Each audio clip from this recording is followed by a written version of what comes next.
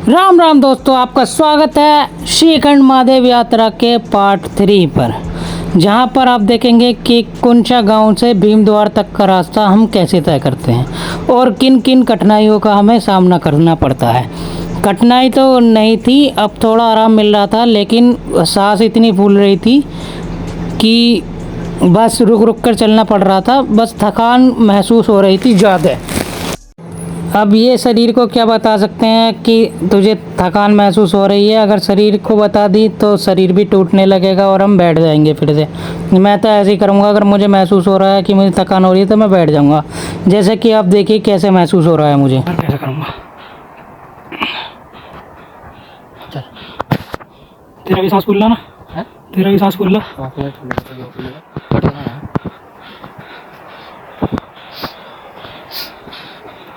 सबसे बड़ी दिक्कत ये थी कि अब दिख गया होगा कि मेरी कितनी बुरी हालत है। यहाँ पर जितना हम ऊपर जा रहे थे उतनी ज़्यादा सांस फूलने लगी थी। इसलिए आप ध्यान रखना, जिसको भी सांस की दिक्कत हो अपने साथ कपूर जरूर लाए, उसे थोड़ा सा सूंघे और चलता रहे आगे की तरफ। अनेक कथा के अनुसार भस्मासुर नाम का एक राक्षस था। उसने कठोर तपस्या से भगवान शिव से वरदान प्राप्त किया था कि वह जिस पर भी अपना हाथ रख देगा वो तुरंत ही भस्म हो जाएगा। और फिर उसके मन में पाप आ गया और वह माता पार्वती से विवाह करने के बारे सोचने लगा। भस्मासुर भगवान शिव के सर पर ही हाथ रखकर उन्हें नष्ट करना चाहता था। और तब भगवान शिव ने भगवान विष्णु से सहायता मांगी और उस समय भगवान विष्णु जी ने मोहिनी रूप धारण किया और भस्मासुर को अपने साथ नृत्य करने के लिए राजी किया। नृत्य करते समय भस्मासुर विष्णु जी की ही तरह नृत्य करने लगा और उचित मौका देखकर भगवान विष्णु ने अपने सर पर हाथ रखा, जिसकी नकल शक्ति और काम के नशे में चूर भस्मासुर ने भी करी और वह भस्म हो गया। और इसी कारण आज भी यहाँ की मिट्टी और पानी लाल दिखाई देता है। अब तो पता चल गई भाई कि यहाँ पर लाल मिट्टी क्यों है। बस वो था कि मुझे बताने के लिए दूसरे की सहायता लेनी पड़ी। मेरी हालत को देखते हुए हमने रुकने की सोची यहाँ पर, तो हमने लिया टेंट। तो टेंट का चार्जेस आपको यहाँ पर पता चल। उसमें भी खाना पीना, हाँ खाना पीना भी है, लेकिन वो 500 में भी खाना पीना दे रहे हैं। अभी मुश्किल से 2 कैंप ना आए छोड़ के। चलो, यहाँ पर हम इसलिए भी रुके थे क्योंकि हमारे 2 दोस्त पीछे ही रह गए थे, जिनको अभी देर लगती है आने के लिए। तो हमने सोचा कि अब टेंट लेके थोड़ा सा कुछ आराम भी कर लेते हैं और कुछ खा लेते हैं। तो हमने यहाँ से टेंट ले लिया और इस टेंट के चार्जेस इन्होंने 600 रुपीज़ बताए थे पर पर्सन विद खाना। लेकिन अगर आप नेगोशिएट करेंगे तो आपको वो 500 रुपीज़ बोल देंगे, लेकिन ज़्यादा नेगोशिएट होना चाहिए। और अगर नेगोशिएट उन्हें सही लगेगा कि अगर हमारे पास कुछ बंदे नहीं हैं, मतलब उन्हें लगेगा कि अभी बंदे तो आ ही नहीं रहे हैं, तो वो नेगोशिएट को मान लेंगे आपके। अब रूम ले लिया है, तो अब दिखाता हूँ कि अंदर से रूम कैसा है। तो उसको देखना ही क्या है, यहाँ पर बहुत सारे कंबल हैं और जिससे आपको आराम मिल सके रज़ाई में बैठकर, क्योंकि बाहर ठंड बढ़ती जा रही थी।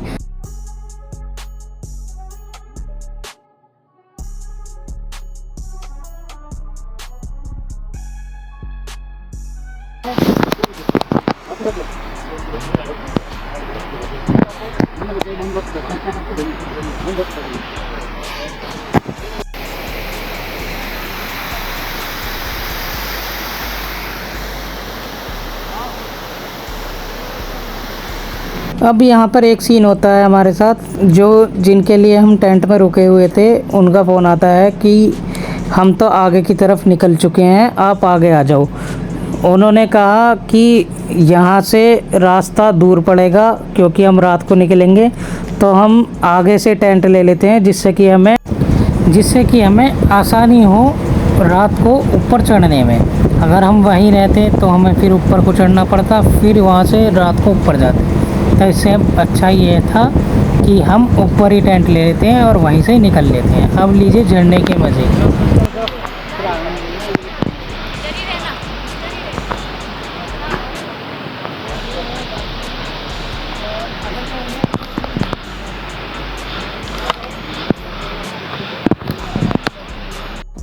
यहाँ पर आकर एक अलग ही वाइब लग रही थी, मानो आप कहाँ आ गए हो।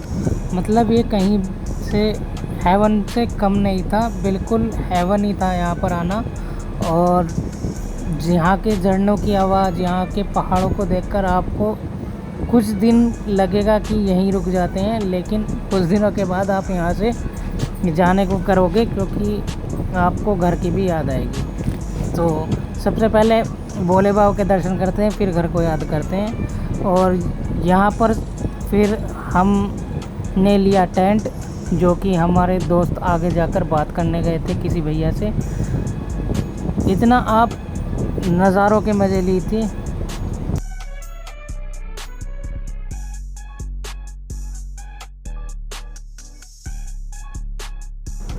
गाइस उन्होंने बात कर ली है और हमें टेंट मिल चुका है। ये जो हमें टेंट मिला है 600 रुपीज़ पर पर्सन मिला है विद अनलिमिटेड खाना। तो देख लीजिए गाइस, अंदर से टेंट कुछ ऐसा है जो कि 6 पर्सन के लिए बिल्कुल ठीक है। तो अब हम सबको भूख भी लग रही थी और भैया ने ये भी कहा था, पूछा था कि अब तुम रात को निकलोगे या सुबह को।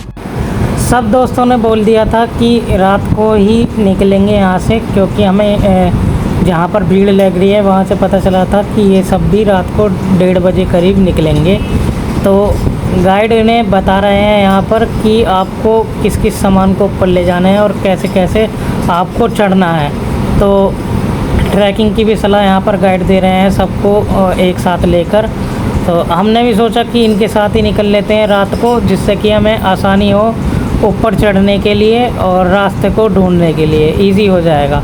तो अब हम पहुंच चुके हैं टेंट के अंदर, जहां पे हमें खाना खाना था। देखिए तो वही बच गया तब जाके, तब थोड़ा थोड़ा डाल रहा हूँ मैं आपको। यहाँ तो महंगा आता है जी, लंबे यार जी बहुत महंगा है, आपको क्या बोले आप।